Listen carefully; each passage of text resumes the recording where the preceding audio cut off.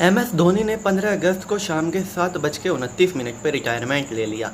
इस पर उनके बिजनेस पार्टनर अरुण पांडे का कहना है कि उनको पहले से अंदाज़ा था कि एम एस धोनी अब जब क्रिकेट वर्ल्ड कप T20 का आगे बढ़ गया है और IPL भी अभी नहीं हो रहा है तो वो संन्यास का ऐलान कर देंगे।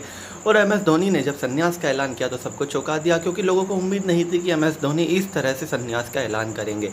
जब एम एस धोनी के फ्यूचर प्लान्स के बारे में पूछा गया तो उनके बिजनेस पार्टनर अरुण पांडे ने जो बताया उससे हर कोई इंडियन इमोशनल हो जाएगा। दरअसल में अरुण पांडे ने बताया कि एम एस धोनी का जो आर्मी के प्रति लगाव है वो कुछ ज़्यादा ही है और वो देशवासियों से छुपा नहीं है।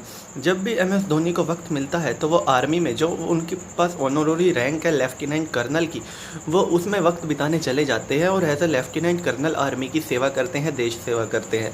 और अरुण पांडे ने कहा कि अब आने वाले वक्त में ऐसा आपको देखने को मिलेगा कि ज़्यादातर time M S Dhoni army के साथ बिता रहे हैं। IPL के बाद वो यकीनन आर्मी के साथ वक्त बिताएंगे और साल में 2-3 महीने आप आसानी से उनको इंडियन आर्मी के साथ वक्त बिताते देखेंगे। इसके अलावा जब अरुण पांडे से पूछा गया कि एम एस धोनी के पास इतनी ब्रांड एंडोर्समेंट है और आने वाले वक्त में अब क्या उनकी ब्रांड वैल्यू पर जो फ़र्क पड़ेगा तो इससे उनके बिजनेस पर क्या इम्पैक्ट होगा, तो अरुण पांडे ने कहा, देखिए वैसे तो जब कोई क्रिकेटर रिटायरमेंट लेता है तो यकीनन जो उसकी ब्रांड वैल्यू होती है वो नीचे आती है, लेकिन एम एस धोनी के केस में ऐसा नहीं होगा, क्योंकि धोनी तो धोनी है।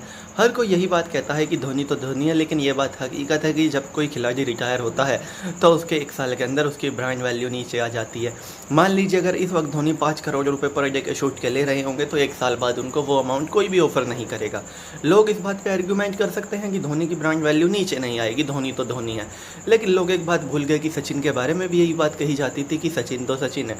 लेकिन जब कोई क्रिकेटर रिटायर होता है तो हकीकत तो यही है कि ब्रांड वैल्यू नीचे आती है, चाहे थोड़ा कम ही आए।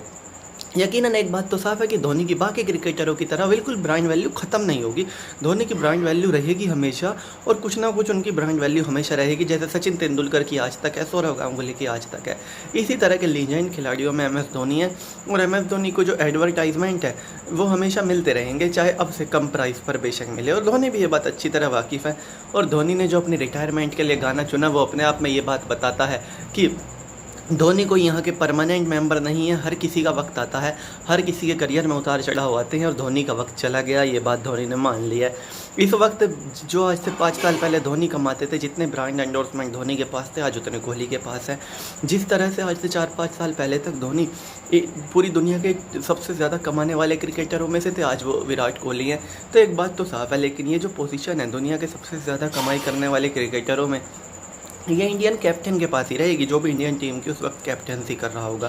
क्योंकि क्रिकेट की तरफ बहुत सारे ब्रांड आकर्षित होते हैं और क्रिकेट टीम के कैप्टन को हर कोई अपने ब्रांड एंडोर्समेंट में लेना चाहता है, हर कोई उनसे अपने प्रोडक्ट का ऐड करवाना चाहता है और इसीलिए इस वक्त विराट कोहली के पास एडवर्टाइजमेंट की भरमार है।